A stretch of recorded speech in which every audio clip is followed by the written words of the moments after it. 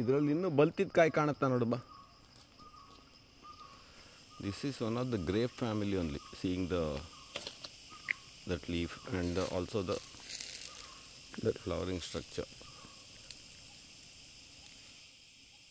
ಇದ್ರದ್ದು ಇನ್ನು ಬಲ್ತಿರೋ ಕಾಯಿ ಕಾಣುತ್ತಾ ನೋಡಿ ಮೇಲೆಲ್ಲದು ಕಾಯಿ ಇದೆನಾ? ಅದೇ ಆ ಕಡೆ ಎಲ್ಲ ರೆಂಬೆ ಇದೆಯಲ್ಲ, ಹುಡುಕ್ ನೋಡು ಕಾಣುತ್ತಂತ.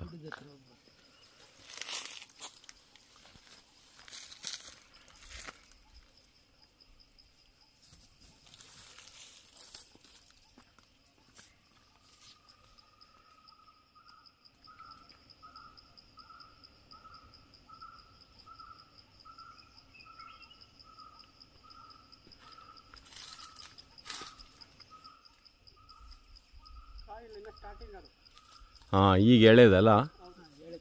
ಹ್ಞೂ, ಸ್ಟಾರ್ಟಿಂಗ್ ಆಗ್ತಾ ಇದೆ.